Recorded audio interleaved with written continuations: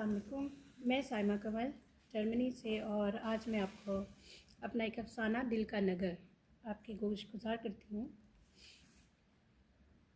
तुम आ गए हो। तुमने मुझे कितना इंतज़ार करवाया है जान। कहाँ चले गए थे तुम? देखो, तुम्हारे बग़ैर मैं पानी की मछली की तरह तड़प रही हूँ। देखो, सब किस कदर बहकी बहकी बातें कर रहे हैं। सब मुझे पागल समझ रहे हैं। सबको लगता है कि मैं सकते में हूँ या मेरा ज़हनी तवाज़न बिगड़ गया है। तुम खुद आकर सबको बता दो कि तुम आ गए हो, कि तुमने मुझे छोड़कर कहीं नहीं जाना था। सुनो, तुम खामोश क्यों हो? बोलते क्यों नहीं? कुछ तो कहो। यूँ अनजान बनकर क्यों बैठे हो? क्या तुम भूल गए वो हसीन शाम जब तुम अपने घर वालों के साथ मुझे देखने आए थे? कैसी रोशनी थी तुम्हारी आंखों में, कैसी मिठास थी तुम्हारी मुस्कान में। क्या तुम भूल गए मेरी जान वो लम्हा जब किस्मत ने हमारा साथ लिखा था? चांद और सूरज की जोड़ी समझकर हर कोई हम पर मोहब्बतों और दुआओं की बरसात कर रहा था। यूँ अनजान ना बनो मेरी जान। मुझे ऐसा महसूस हो रहा है जैसे मेरे बदन के रुए रुए से मेरी जान निकल रही है। क्या क्या सपने हमने साथ नहीं सजाए थे, एक दूसरे के साथ। 3 बरस का अरसा ऐसे मेरे हाथों से फिसल गया जैसे मुट्ठी में से रेत। आज मेरे हाथ खाली हैं और दिल सवालों से भरा हुआ है। क्या क्या नई मुश्किलात हमने इस परदेस में देखी। परदेस, परदेस जो बज़ाहिर जन्नत लगता है। जान, इस परदेस की भट्टी में जलते रहे मेरे हसीन सपने, हसीन लम्हे। तुम्हें सिर्फ अपनों की फिक्र रही, पैसों की फिक्र रही, और मैंने कतरा कतरा अपने दिल का नगर आबाद किया था। तिनका तिनका जोड़कर मैंने परदेस में हसीन नगर बसाया था, क्योंकि तुम्हें तो सब फजूल खर्च लगता था। जाने तुम्हारे लिए पैसा ही क्यों सब कुछ बन गया। माना कि हमारे हालात अच्छे ना थे, हमारे पास वीज़ा ना था, हम ना अच्छा घर ले सकते थे और ना आराम से रह सकते थे, लेकिन खुदा पर एक भरोसा तो था ना। उस लम्हे भी जब हमें डिपोर्ट करने की सारी तैयारियां मुकम्मल थी, मैंने तुम्हारी परेशानी कम करने की बहुत कोशिश की, लेकिन शायद तुम्हें तो बहुत जल्दी थी। ये जर्मनी है। यहाँ की हुकूमत ने नए आने वालों के लिए सख्त कवानीन बांध रखे हैं। ये बात तुम अच्छी तरह समझ चुके थे, मगर शायद तुम्हें जल्दी बहुत थी। एक एक चीज़ के लिए मैं तरसती रही, क्योंकि तुम्हें तो सिर्फ पैसा ही चाहिए था।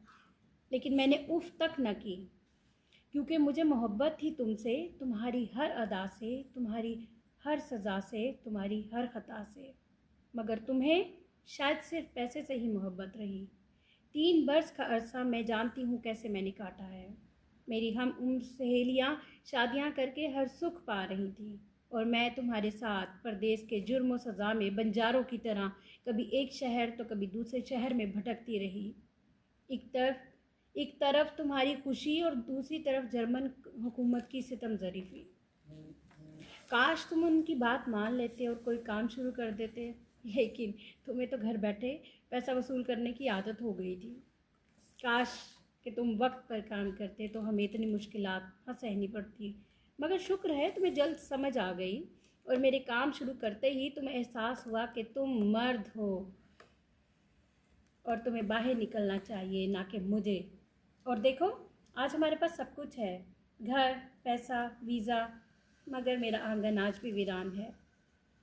मेरा दिल का नगर बर्बाद हो चुका है। मैं तुम्हारे बगैर कैसे जीऊँगी? प्लीज़ मुझे छोड़कर ना जाओ फ़हीम। मैं मर जाऊँगी, फना हो जाऊँगी, खुद को मिटा दूँगी। फ़हीम, मत जाओ। मामा, मामा, आप क्यों रो रही हैं? आप क्यों रो रही हैं?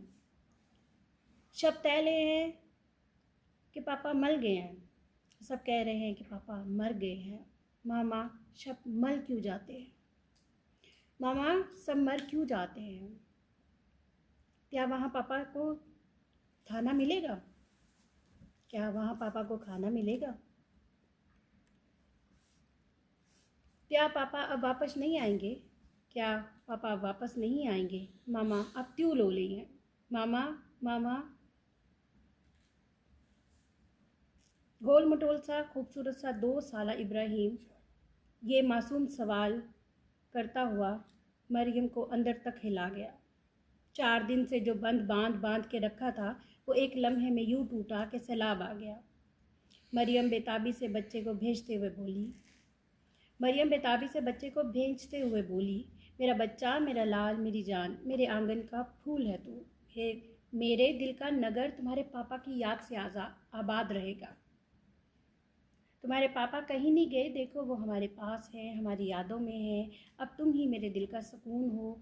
मैं जीऊँगी सिर्फ तुम्हारे लिए, तुम्हारी नन्ही नन्ही किलकारियों के लिए। तेरे पापा सब कुछ यहीं छोड़ गए हैं, मरने के बाद किसी को क्या लेके जाना है। मेरे बच्चे, सब कुछ तो यही रह जाना है। काश काश के तेरे पापा भी इस बात को समझ पाते। मैं जान चुकी हूँ कि अपने बर्बाद दिल के नगर को कैसे आबाद करना है। मैं अपनी यादों से, इस खूबसूरत सी निशानी से अब इसे हमेशा ज़िंदा रखूँगी। ज़िस्त का ये सफ़र बहुत तवील है, बहुत कठिन है। शायद हम सफ़र मिलें, शायद राहें अलग हों, शायद कभी, मगर ये 3 साल, ये हर पल, हर आंसू, हर खुशी गुल बनकर महकती रहेगी। इब्राहिम मेरी गोद में सो रहा है, इसके नन्हे हाथ मेरे दिल के नगर पर पड़े हैं। मैं इसे देखती हूँ और सोचती हूँ कि सब कुछ कब तक, कैसे और कहाँ तक। मैंने जवाब पाया या नहीं? शायद वहीं कहीं बस अधूरा रह गया है, और मैं भी अभी तक अधूरी।